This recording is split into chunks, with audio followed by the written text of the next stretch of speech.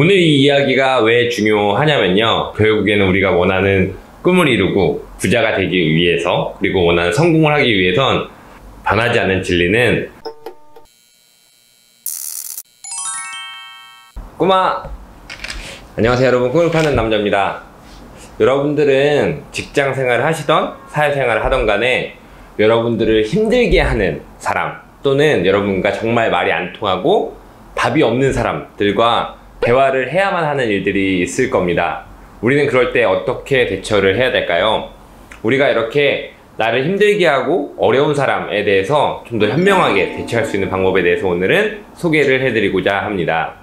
오늘 이 이야기가 왜 중요하냐면요. 결국에는 우리가 원하는 꿈을 이루고 부자가 되기 위해서, 그리고 원하는 성공을 하기 위해선 변하지 않는 진리는 어렵고 힘든 일을 찾아서 해야 된단 말이죠. 그 중에 하나가 어렵고 힘든 사람들을 계속 상대해서 어떻게 보면 이긴다? 라는 표현을 할 수도 있겠지만, 계속해서 그들을 극복해내는 이런 과정들을 이겨내야만 하는데, 이런 부분에 대해서 익숙치 않다면 자꾸 그러한 사람들을 회피하게 되고 피하게 되면서 점점 여러분들의 성공과 거리가 멀어진다라고 볼 수 있습니다. 그렇기 때문에 우리는 앞으로 어떤 상황에서든 말이 통하지 않고 나를 힘들게 하는 사람들을 만났을 때 그들을 좀 더 적극적으로 다가가서 그들 정면 돌파해야만 여러분들이 좀 더 효율적으로 여러분들이 원하는 바에 이룰 수 있단 말이죠. 과연 그럼 그들을 어떻게 대처해야 될까? 이런 경험도 있으실 거예요. 내가 정말 논리적이고 객관적으로 근거 있는 그런 타당한 말을 하고 있음에도 불구하고 상대방은 무논리와 무지성으로 나의 말을 거부하는, 그리고 나의 생각을 무시하고 묵살해버리는 이러한 경험을 해보신 적이 있을 거란 말이죠. 과연 그럼 그때 그들을 어떻게 대처해야 되는가? 소위 말해서 요새는 이제 꼰대라고 하는, 그렇게 이제 통칭이 되는 그런 사람들과의 세대적인 갈등이 있을 수도 있고, 또는 성격이 너무 달라서 그럴 때도 이러한 비슷한 광경이 벌어지기도 합니다. 그럼 그때는 우리는 이러한 상황들을 어떻게 대처해야 하냐면, 바로 이런 첫 번째 방법은 바로 그들의 논리를 정확하게 논리적으로 반박하라입니다. 무슨 말이냐면, 우리가 한 번쯤은 어떤 악유가 일어났을 때 한 걸음 뒤로 물러서 생각해 봐야 될 것은, 과연 이의 논리와 나의 논리를 객관적으로 따졌을 때 제3자가 보더라도 나의 논리에 손을 들어줄 것인가 라는 것을 스스로 냉정하게 판단해 봐야 된다는 거죠. 근데 그 판단을 했을 때조차도 글쎄 제3자가 봐도 이거는 이 사람도 이해가 되겠는데? 라고 한다라면, 이렇게 성향이 다른 상황에서는 절대 이길 수가 없다는 거예요. 그러면 내 논리를 다시 무장하고 그에게 제시할 근거나 좀 더 객관적인 지표들을 내가 탑재를 한 상태에서 그들과 대화를 해야만 이길 가능성이 조금이라도 생긴다는 거죠. 그렇지 않고 내가 어떤 감정에 치우치거나 아니면 논리적으로 약간의 다툼의 소지가 있는 상태에서 대화를 이어나가게 되면 그 대화는 끝나지 않습니다. 결국엔 서로 감정만 상하고 그 대화는 흐지부지 끝나버리게 되겠죠. 그래서 첫 번째는 나의 정확한 논리를 먼저 파악하라입니다. 두 번째 방법은 대범하라 또는 반전을 일으켜라입니다. 뭐냐면, 우리가 대부분의 어떠한 사람과 대화할 때는 우리가 지금까지 살아온 20년을 살았든 40년을 살았든 간에 그 살아온 경험 속에서 상대방을 예단하는 경향이 있습니다. 무슨 말이냐면, 이 사람을 한 1분, 2분만 대화를 섞어봐도 이제는 내가 어떤 말을 했을 때 이 사람이 어떠한 대응이 나오겠다는 것을 무의식 중에 예상을 한단 말이죠. 그렇기 때문에 이 사람은 지속해서 이 뇌 뒤쪽에서 어떤 회로가 돌아가냐면 또 거기에 맞는, 나랑 완전 다른 사람에 대해서 거절할 수 있는 그러한 반대급부의 어떤 회로가 작동하기 시작하는데, 이런 것을 나도 예상하잖아요. 사실 답 없는 상대가 얘기할 때는 내가 이 말을 했을 때 무슨 답이 들려올지도 알아.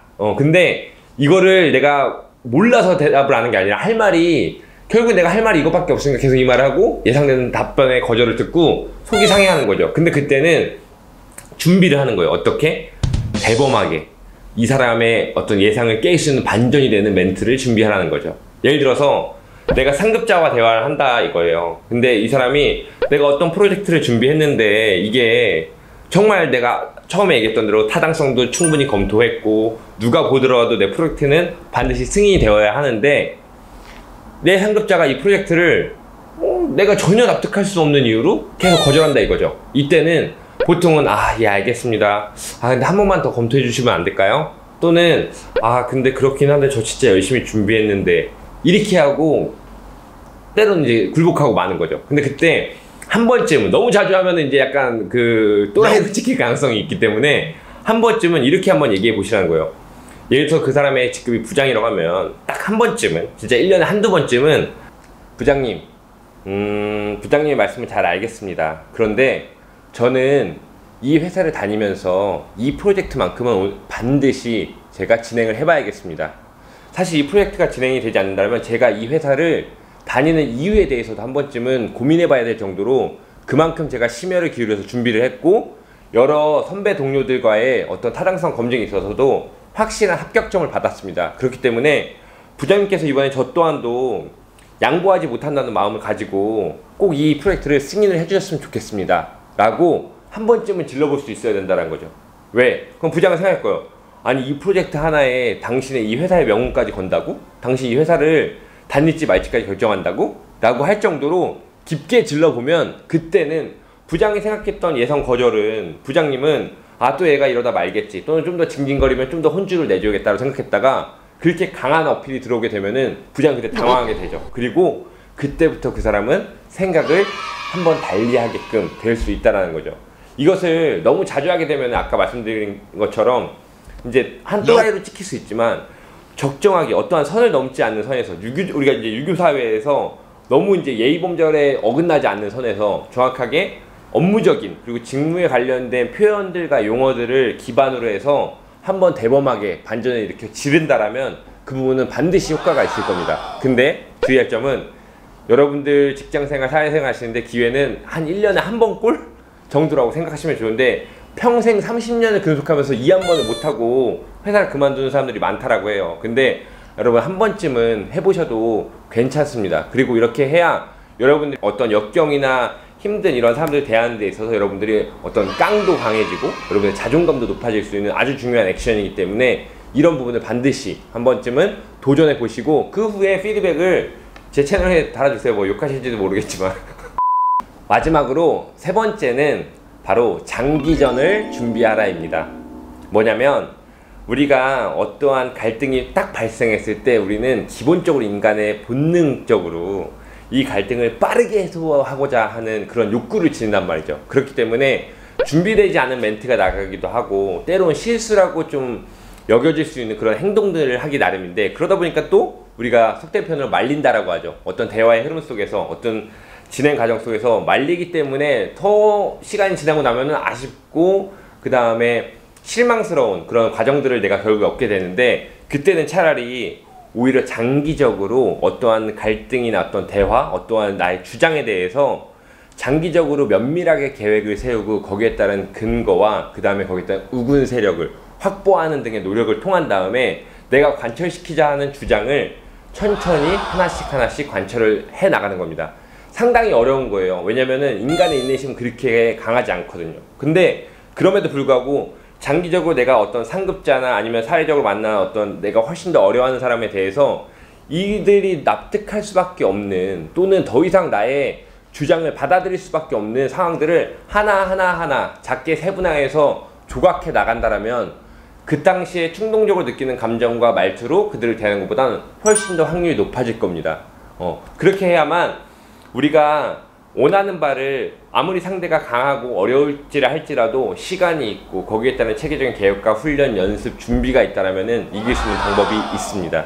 우리는 각기 다른 상황 속에서 그런 것들이 어떤 요소들이 있는지를 잘 파악해야 되고 메모하고 거기에 따른 준비를 하고 거기에 따른 우군 세력들을 확보해서 그 주장들을 간다라면 훨씬 더 이 주장을 관철시킬 수 있는 확률이 높아진다는 거죠. 자, 오늘 말씀드린 이 세 가지 한번 잘 기억을 해보시고 실전에 한번 적용을 해보세요. 그러면 물론 이 세 가지를 한다고 해서 모든 상황에 대해서 다 일이 술술 풀리지는 않겠죠. 근데 인간 세상 삶이라는 게 그렇지만은 않으니까. 근데 적어도 이 세 가지를 행하신다라면 여러분들이 아마 이 세 가지를 모르고 지금까지 행해 오셨던, 그리고 아쉬움과 실망으로 남았던 많은 인간 관계에서의 대화와 그 다음에 갈등들이 보다 10가지의 갈등이 있었다라고 하면 이 세 가지 방법을 사용했을 때 그래도 한 반절 정도 이상은 여러분들의 아쉬움을 없애버릴 수 있는 그러한 결과값을 얻으실 수 있을 것이라 확신합니다. 그렇기 때문에 보다 어렵고 힘들고 나를 힘들게 하고 나를 싫어하고 또는 꼰대 같은 말이 안 통하는 사람들로부터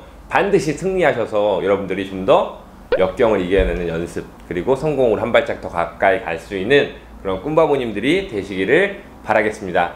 오늘은 여기까지 할게요. 마치겠습니다. 꿈바!